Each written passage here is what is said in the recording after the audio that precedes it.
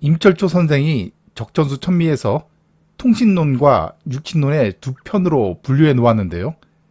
육친론이라고 하는 편에는 앞에서 살펴보았던 부처, 자녀, 부모, 형제에 해당하는 4개의 장만이 육친론에 해당하며 지금부터 살펴볼 하지장부터는 육친론의 내용이 아닙니다. 따라서 적천수 천미에서 분류된 육친론 편에는 육친론은 4개의 장밖에 안 되며 다른 내용으로 이루어졌음을 명심하시기 바랍니다. 하지장의 내용을 읽어보겠습니다. 하지 기인불이요 제기통 문어이고 하지 기인규리요 관성 유리에니라. 주요 한자를 살펴보겠습니다. 어찌 하자고요.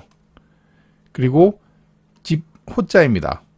그리고 끝으로 리회는 결말을 뜻합니다. 해석을 해보겠습니다. 어떻게 그 사람이 부한 것을 알 수 있는가? 재기, 재성의 기운이 문어를 통하는 것으로 알 수 있고, 어떻게 그 사람이 귀한가를 알 수 있는가? 관성이 결말을 지니고 있다. 적천수 원문에서 어떠한 사람이 부함은 사주에서 재성과 관련이 있고 귀함은 관성과 관련이 있다고 언급하고 있습니다. 이때 부하기 위해서는 재성이 원국에 드러나야 한다고 말하지 않고 재성의 기운이 문어를 통해야 한다고 말하고 있습니다. 드러난 재성과 재성의 기운과는 무슨 차이가 있을까요? 원국에 재가 드러난 경우에 그 재는 한정된 재에 해당합니다. 그런데 재가 없는 무재사주의 경우에는 재의 크기가 정해지지 않은 것입니다. 따라서 무재사주의 경우에는 재물이 없거나 재물을 모은다면 크게 재물을 모아 큰 부자가 될 수 있는 것입니다. 따라서 실제 재벌의 경우 재물을 끌어오는 무재사주가 많습니다. 따라서 적천수에서 말하는 재성의 기운이란 원국에 드러난 재성뿐만 아니라 끌어오는 재성도 포함한다고 보아야 할 것입니다. 그리고 문어를 통한다는 것이 무엇을 의미할까요? 원령 논자들은 재기통 문어에서 문어를 원령으로 보고 있습니다. 그런데 물상법에서는 이 문어를 원령이 아니라 연주로 보고 있습니다. 따라서 물상론에서는 재성의 기운이 국가자리이자 시발처인 연주로부터 귀숙처인 시주까지 이어지는 경우 이것을 바로 재기통 문어라고 보고 있습니다. 따라서 국가자리인 연에서 말년인 시까지 재성의 기운이 이어진 경우에 큰 고을에 큰 부자로 살아가는 것으로 봅니다. 사주에서 말하는 귀함이란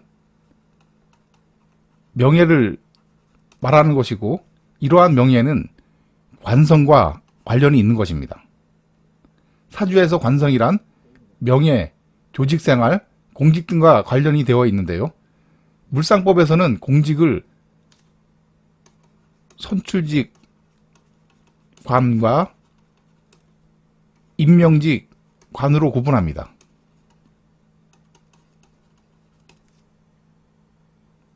원국에 관이 있으면 통제받는 관이죠. 윗사람으로 인해서 관직에 오르는 임명직으로 봅니다. 그리고 원국에 관이 없으면 통제받지 않는 관입니다. 윗사람이 아닌 비겁의 지지를 받아서 관직에 오르는 선출직 관으로 봅니다. 즉 무관사주인 경우에 선출직 관으로 공직에 오를 수도 있다는 것입니다. 그리고 일간이 관을 감당할 수 있는 시기에 조직생활을 하게 되며 공직을 한다면 제도권에서 할 수 있습니다. 그러나 일간이 관을 감당하기 힘든 경우에는 조직생활을 하기 힘들고 공직을 하더라도 제도권보다는 제야와 인연 맺고 살게 됩니다. 다음 내용을 읽어보겠습니다. 하지 긴빈이리요 재신 반무진이고 하지 긴천이리요 관성 환불연이니라. 주요 한자를 살펴보겠습니다. 어찌 하자고요? 가난할 빈자입니다. 그리고 돌이킬 반은 반대로 도리어의 뜻입니다. 그리고 천할 천자고요. 돌아올 환자입니다. 도리어의 뜻이고요. 끝으로 볼 견이 아니라 여기서는 배울 현자입니다. 드러나다의 의미를 지니고 있습니다. 그 뜻을 해석해 보겠습니다. 어떻게 그 사람이 가난한 것을 알 수 있는가? 재신이 도리어 진실되지 않은 것으로 알 수 있고, 어떻게 그 사람이 천한가를 알 수 있는가? 관성이 도리어 드러나지 않은 것으로 알 수 있다. 적천수 원문에서는 부하지 못하고 가난하게 사는 것을 재성이 진실되지 못하기 때문이라고 언급하고 있습니다. 재성이 진실되지 못함은 먼저 재가 없거나 재가 있더라도 비겁과 다투거나 손상되거나 또는 약한 일간이 재를 감당하지 못하는 상태를 말하는 것입니다. 특히 천간에 비겁이 드러난 무제사주인 경우 경쟁자들과 빈 밥그릇을 놓고 다투는 형국입니다. 따라서 가난하게 살 가능성이 큽니다. 또한 원국에 강한 재를 약한 일간이 취하지 못하는 경우에도 크게 재물을 모으지 못하는 것으로 봅니다. 그리고 적천수 원문에서는 관성이 드러나지 않은 무관사주이거나 관성이 있더라도 천간에 드러나지 않고 지지에 있는 경우 신분이 낮다고 언급하고 있습니다. 이렇듯 신분과 명예는 관성과 관련되어 있는데요. 물상법의 경우 관성의 유무에만 초점을 두는 것이 아니라 일간이 관성을 감당할 경우에 신분과 명예가 높아지는 것으로 보고 있습니다. 다음은 물상법으로 본 사주에서 재물과 관련된 사례를 살펴보겠습니다. 첫 번째 사례입니다. 부모와 동일한 직업을 지니고 큰 부자로 살아가는 명조입니다. 무술, 갑자, 계해, 임술의 남자 명조입니다. 계수일간에 다른 수들이 있어서 시냇물입니다.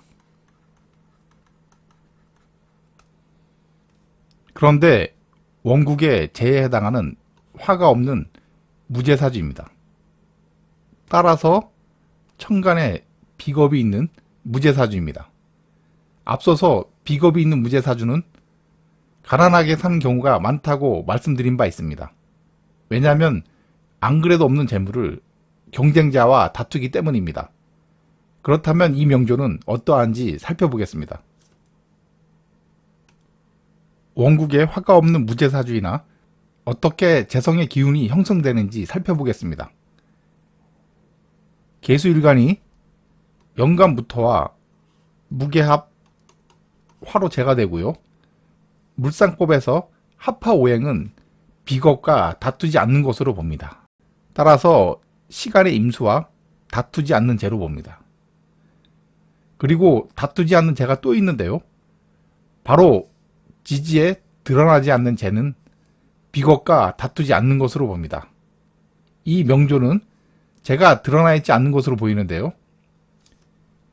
연지 술토는 월간 간목의 뿌리 임목과 인호술로 재가 되고 이러한 술토가 시지까지 이어지고 있습니다. 앞서서 물상법에서는 문호를 연주로 본다고 했죠.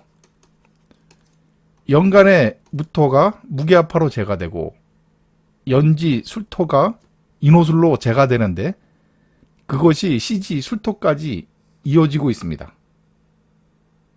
이것이 바로 재기통 문호입니다. 따라서 크게 재물을 모으며 준재벌로 살아가는 명조에 해당합니다. 또한 부모짜리 연간 무토가 계수일간과 합해서 재가 됩니다. 부모와 관련된 재지요. 또한 부모짜리인 연지술토가 인호술로 재가 되는데 이것이 자식자리인 시지, 술토까지 이어지기 때문에 부모와 동일한 직업을 지니고 크게 재물을 모으는 명제입니다. 원국에 화가 드러나지 않은 무제사주인데 대운은 어떻게 흐르는지 살펴보겠습니다. 18세부터인 병인대운은 병화라는 재가 투출하고 정묘대운은 정화라는 재가 투출합니다. 그리고 무진대운은 무토가 와서 계수일관과 무게합화로 재가 되고 기사대운은 지지로 사라는 재가 올 뿐만 아니라 기토가 와서 월간 간목과 각기합이 됩니다. 월간 간목이 각기합으로 약화되면서 계수일간은 연간 무토와 무게합화가 되면서 재로 취할 수가 있습니다. 즉 천간과 지지로 재가 되는 시기입니다. 지금 이분은 경호대운에 있는데요. 경금이 월간 간목을 치면서 계수일간이 연간 무토와 무게합화로 재가 됩니다. 경금이 간목을 치게 되겠죠. 그럼 간목이 약해지고 계수일간은 연간 무토와 무게합화로 재가 되는 것입니다. 더욱 중요한 것은 지지로 드디어 오화라는 재가 옵니다. 그러면 연지 술토와 인호술로 재가 되죠. 천간의 무게합화, 지지로 인호술. 천간과 지지로 동시에 재가 됩니다. 그리고 지지의 인호술이라고 하는 재는 연지부터 시지까지 18처부터 귀숙처까지 이어지는 형국이 됩니다. 따라서 아주 크게 재물을 모으는 시기입니다. 그런데 이때 월지 자수에 경금의 뿔이 신금이 내려오게 되는데요. 그리고 인호술이 되면서 월간 간목의 뿔이 인목이 내려오게 됩니다. 그러면 인목과 신금과 해수가 있죠. 즉 인신사회의 작용을 합니다. 인신사회의 작용은 움직이며 돌아다니는 것입니다. 그리고 인호술은 에너지에 해당합니다. 돌아다니는 에너지가 무엇일까요? 바로 자동차 배터리에 해당합니다. 경호대운에 자동차 배터리로 인해서 크게 재물을 모으게 됩니다. 재운이 여기서 끝날까요? 68세 이후인 신미대운에 낮 시간 미토와 신금이 함께 옵니다. 신금은 안테나에 해당하는데요. 낮 시간인 미토로 인해서 천간으로 병화를 끌어올 수가 있습니다.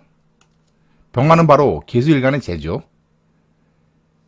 명리학 기초이론에서 계수는 구름에 해당한다고 했습니다. 따라서 계수는 병화를 가리기 때문에 재로 취하지 못하고 병화는 임수 위에 아름답게 뜨기를 좋아한다고 배운 바 있습니다. 그렇다면 신금이 끌어온 병화라는 재를 겁재인 시간 임수에게 빼앗기는 것일까요? 토와 수에 해당하는 두 개의 오행은 합쳐질 수가 있는데 합쳐지는 여러 조건 중에 하나가 해외에서 살다 오는 것입니다. 즉 모국을 떠나 해외에서 살면 인성에 작용을 하는 모국과 멀어지는 것이죠. 따라서 비겁에게 작용하는 인성의 기운이 약해지면서 약해진 비겁과 합쳐질 수 있는 것입니다. 그런데 이분은 젊어서 미국에 유학을 다녀온 적이 있습니다. 따라서 계수일간이 시간 임수와 합해져서 큰 호수가 되는 것입니다. 따라서 신금이 끌어오는 병화라는 재를 취할 수 있으므로 세상에 재력이 드러나며 살아가는 시기입니다. 지지의 인호술이 천간의 병화로 드러났기 때문에 세상에 재력이 드러난다고 말씀드렸습니다. 본 명조는 비록 비겁이 있는 무제사주이나 젊어서 유학을 다녀와서 비겁의 기운을 약화시켰고 국가자리 제가 귀숙처인 시주까지 이어지는 재기통 문호이면서 대운에서도 평생 재운이 이어지므로 크게 재물을 모으며 준재벌로 살아가는 명조입니다. 다음은 재물과 관련된 두 번째 사례입니다. 많이 배울 경우에는 재물이 모아지지 않는 명조입니다. 개해, 갑인, 신미, 을미, 여자의 명조입니다. 신금일간이므로 작은 칼에 해당하는데요. 시간에 을목이라고 하는 작은 칼에 알맞은 칼자루가 있습니다. 그런데 월간 간목이라고 하는 큰 칼자루도 있고요. 밑에 풀이인 인목이 있습니다. 그리고 이러한 인목은 연지 해수와 인해한목을 이루고 있습니다. 또한 일지와 시지미토는 을목의 뿌리 묘목과 해묘미를 이루게 되면 목이 더욱 강해지는 구조이죠. 따라서 뿌리가 없어서 약한 신금일간이 강한 목을 감당하기 힘든 형국입니다. 특히 배우고 익힐 경우에는 원국의 많은 목이 더욱 강해지고요. 특히 많이 배운다면 이 간목의 기운이 더욱 강해지는 것으로 봅니다. 간목은 대학교육이라고 말씀드렸죠. 이러한 간목이 더욱 강해진다면 시간 을목이 간목을 타고 오르게 됩니다. 이것을 등나개갑이라고 하는데요. 이렇게 된다면 신금은 알맞은 칼자루인 을목을 재로 취하기 힘들게 됩니다. 따라서 대학과는 인연 맺지 않는 것이 좋은 명조에 해당합니다. 약한 신금일간이 원국의 강한 재인 목을 감당하지 못하는 형국이므로 신금일간이 강해지거나 목이 약해지는 대운이 좋겠죠. 대운을 상세히 살펴보겠습니다. 17세부터인 병진대운에 병화라는 관이 와서 병신합이 됩니다. 일간이 더욱 약해지죠. 따라서 남자와 인연 맺고 살지 않는 것이 좋은 시기입니다. 남자와 인연 맺고 산다면 병화라는 관의 병신합으로 더욱 묶이기 때문입니다. 그리고 27세 이후가 정사대운입니다. 천간과 지지로 관이 오는 시기인데요. 특히 사화라고 하는 관이 옵니다. 만약에 이 시기에 남자를 만나게 되면 사화라는 관이 유지가 되고요. 따라서 신금일간이 더욱 강한 관에 의해서 고통을 받는 시기죠. 하지만 이때 남자와 인연 맺지 않고 홀로 살아간다면 관인 사화가 신금일간의 뿌리 유금 그리고 두 개의 미토가 충으로 끌어오는 축토 세 개가 모여서 사유축을 이루게 됩니다. 사유축은 바로 신금일간의 뿌리죠. 그러면 신금일간이 강해지게 됩니다. 따라서 정사대운은 남자와 인연 맺지 않고 홀로 살아가게 된다면 신금일간이 강해져서 본인이 직접 사업을 통해서 재물을 모을 수 있는 시기입니다. 37세부터인 무호대운은 월간 간목의 뿌리인 월지인목이 오화라는 관과 인호술이 됩니다. 인호술이 되면 월간 간목이 약해지겠지요. 월간 간목이 약해지면 약한 신금일간이 약해진 간목을 재로 취할 수가 있습니다. 따라서 재물을 모을 수 있는 시기가 되고요.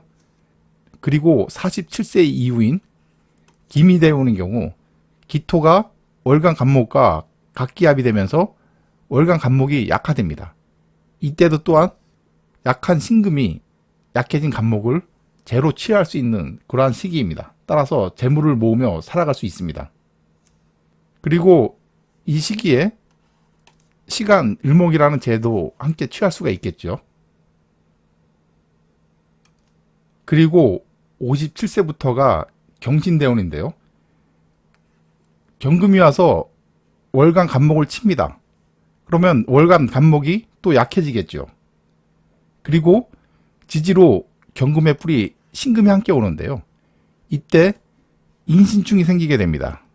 인신충이 되면 지지의 인해압이 풀어지겠죠. 인신충으로 인해압이 풀어지면서 지지로도 재에 해당하는 목이 약해집니다. 따라서 이 시기에도 재물을 모으며 살아가게 됩니다.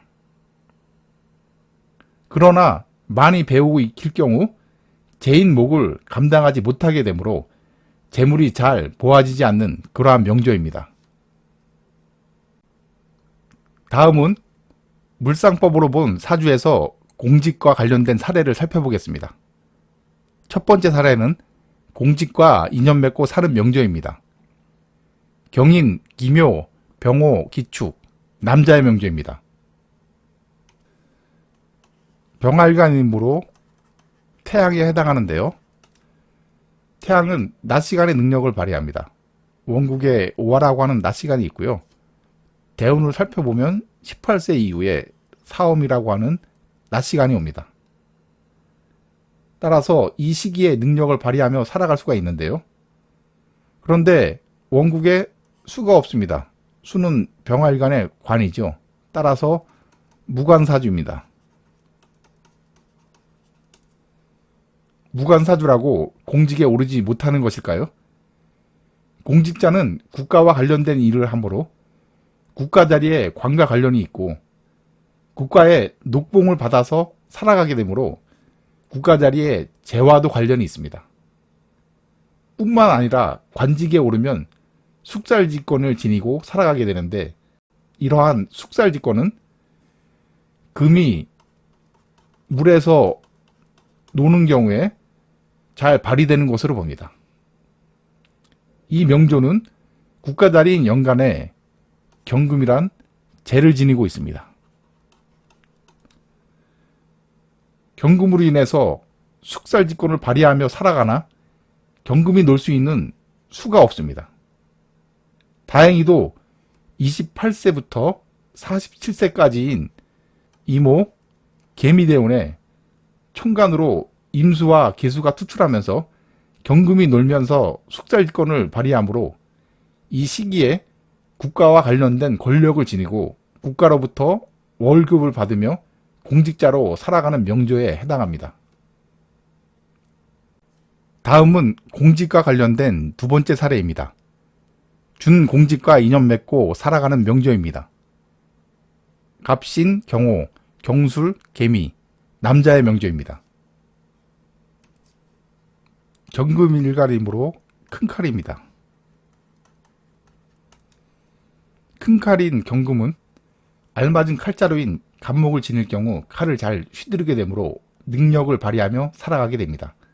그런데 연간에 간목이라고 하는 경금일간에 알맞은 칼자루가 있습니다. 그런데 또 월간에 비경 경금과 연지 신금이라는 뿌리가 있어서 강한 비견과 재를 다투는 형국입니다.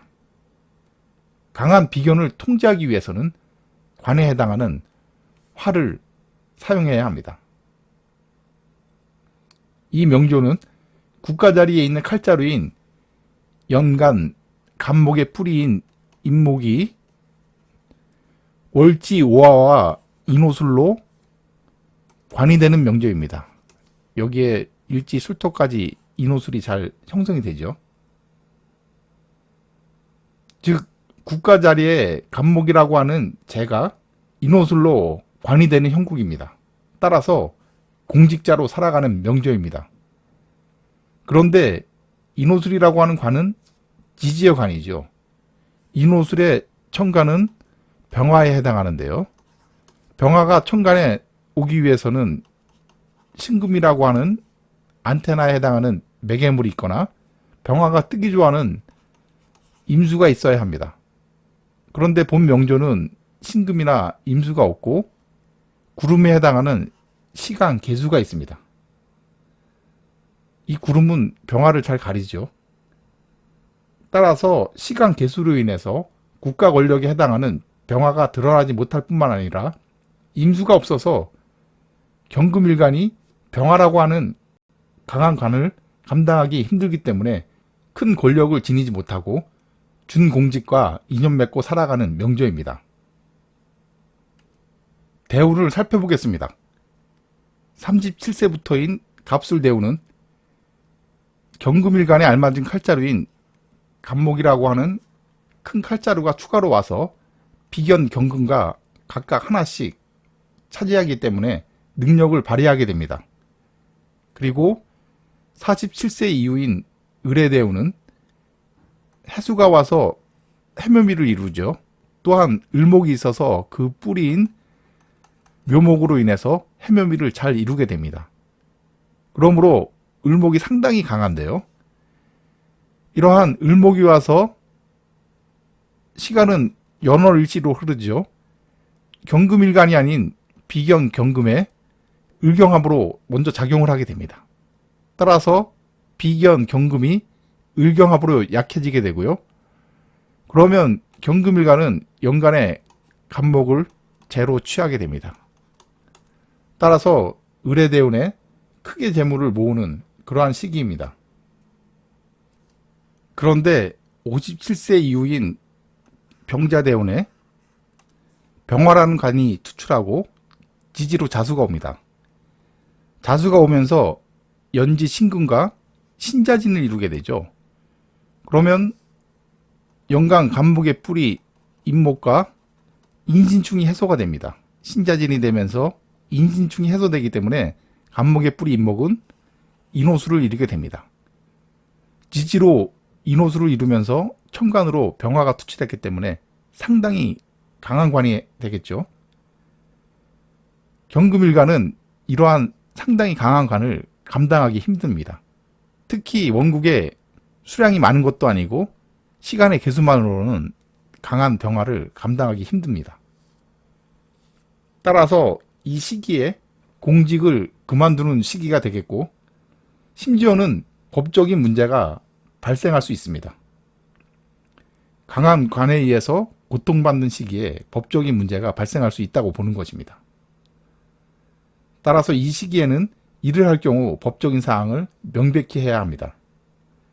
특히 세운에서 관해에 해당하는 병정화가 투출한 시기에 더욱 조심해야 합니다. 이 명조의 경우에는 병자대운에 병술, 정해년이라고 하는 세운에서 특히 법적인 문제에 조심해야 합니다. 이상으로 적천수 원문의 하지장 1편에 대한 강의를 마칩니다. 끝까지 시청해 주셔서 감사합니다.